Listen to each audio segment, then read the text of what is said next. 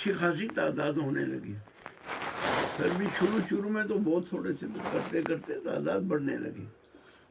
پہلا جمعہ جو ہے حضور ابھی مکہ میں تھے تو پہلا جمعہ کس نے قائم کیا؟ حضرت زرارہ نے، سعد بن زرارہ نے. سمجھے نہیں؟ انہوں نے جمعہ قائم کیا. اور حدیث میں آتا ہے کتنے آدمی تھے؟ 12 نفر. سمجھے نہیں؟ آئی بات سمجھے؟ یہ باتیں سب دین کی ہیں، دین پر چلنا ہے. تم لوگ بچے ہو، باقی بھی جتنے افراد ہیں تمہیں یہ کہتے ہوں بھائی ہم کیا کریں، یہ 3 سال ڈالو ہوا یہ ہے، یہ سیکھو، سنت ہے. اسی لیے ہمارے جتنے بزرگ ہیں الحمدللہ کہتے ہیں جاؤ دین کا کام کرنے حضری صاحب سے پوچھو. نہ پہلے بجٹ جمع کرتا ہے، نہ کہیں جو ہے تو وہ بنگلے بناتا ہے، نہ کوٹھیاں بناتا ہے. دین کا کام شروع کر دیتا ہے، کہیں بھی بیٹھ کر شروع کر لیتا ہے، پھر اللہ تعالیٰ بنا دیتا ہے.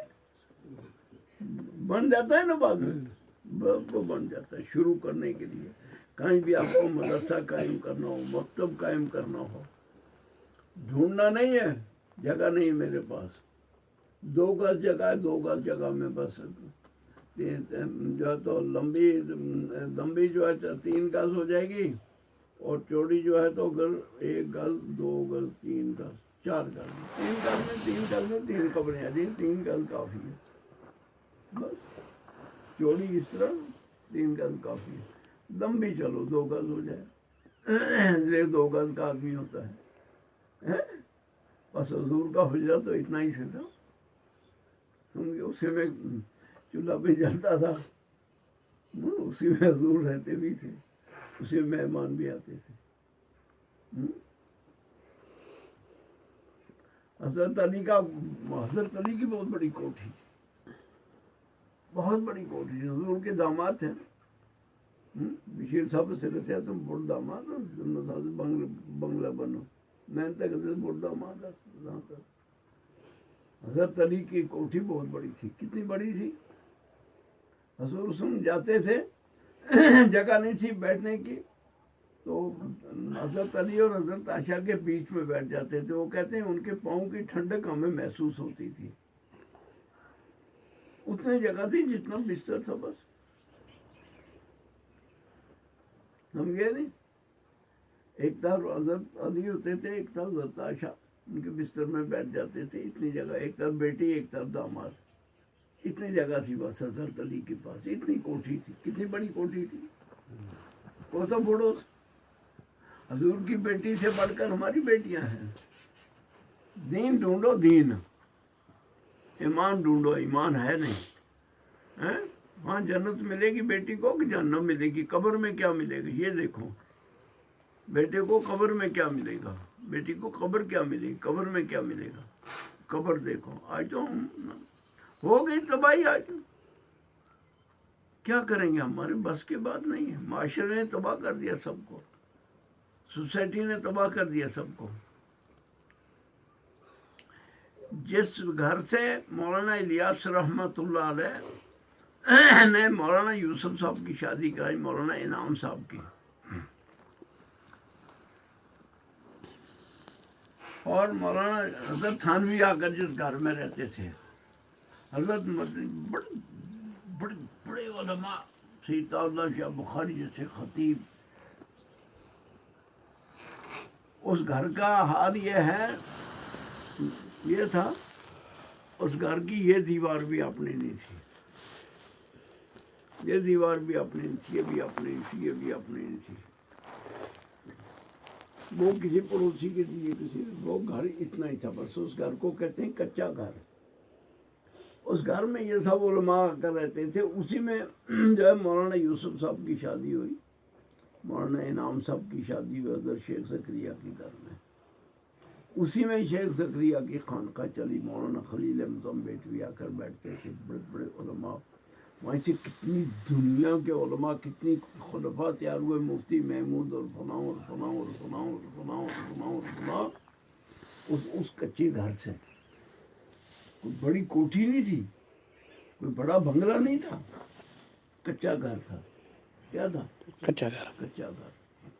اس لیے کہ اپنی دیوار کوئی تھی ہی نہیں ہے، اوپر ایسی تھوڑی سی جگہ اوپر ٹین ڈالا ہوا بس. آپ نے تو دیکھا ہے، یوں سب نہیں دیکھ سکا. اب وہ کسی مرید نے پیچھے خرید کر کچھ تھوڑا ایک سائڈ میں دے دیا ہے تو مولانا تعالیٰ صاحب کا ادھر حجرہ بن گیا. تو وہ بھی چھوٹا سا حجرہ، تھوڑا آگے مہمان کوئی رہ جاتے ہیں، وضو کرنے کی جگہ ہے بس.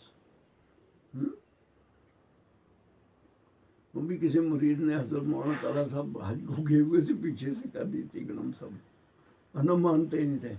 شیخ کہیں گئے اور پیچھے سے جو ہے انہوں نے کہا یہ جو یہاں دری تھی ٹوٹی ہوئی تھی جس پر مہمان بیٹھتے تھے، تو کسی نے وہ دری بدلا کر نئی دری ڈال دی. شیخ آئے، کہا ہماری دری کہاں ہے؟ کہ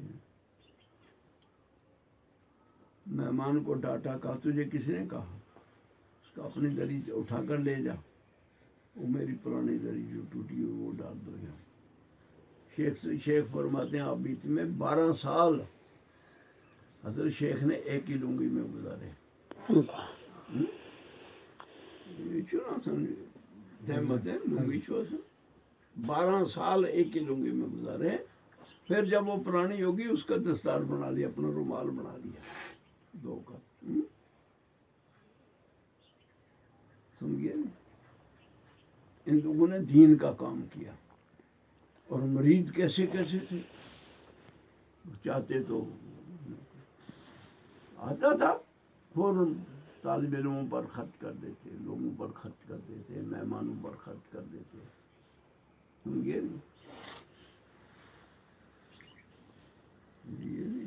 کیا کرنا کیا ہے، کرنا کیا ہمیں اس دنیا میں؟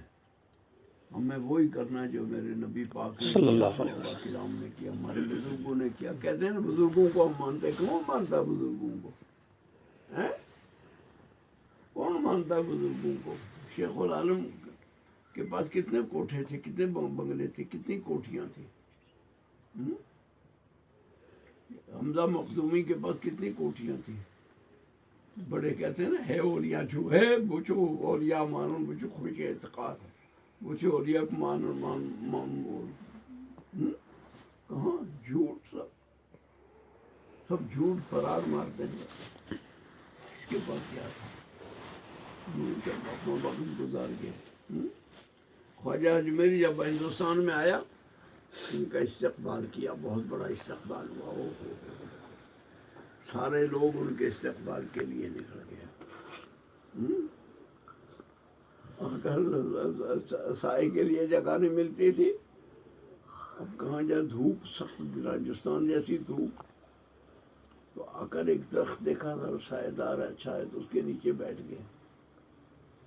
ادھر سے ایک آدمی آیا، اٹھ، کون ہے تو یہاں؟ اٹھ یہاں درخت کے نیچے سے. اب جائے کہاں؟ قریب کوئی اچھا درخت سائے دار تھا نہیں، جو تھی جھاڑیاں تھی کانٹے دار تھیں. چلے اٹھ کے اس نے 1-2 ٹھونٹے بھی مارے.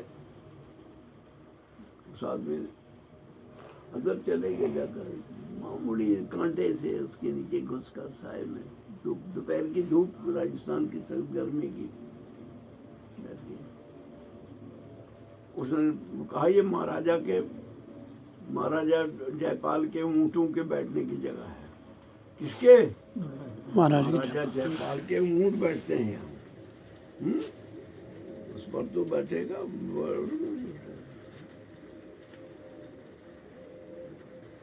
حضرت تم بیٹھ گئے، اونٹ آ کر بیٹھ گئے. وہاں جب اٹھنے کا ٹائم آیا حضرت نے کہیں سے پانی وانی دیکھا، نماز کے لیے مصروف ہو گئے. زور کی ٹائم اس نے اونٹوں کو اٹھانا چاہا، کہاں اٹھتے اونٹ؟ وہ تو بیٹھ ہی گئے نا.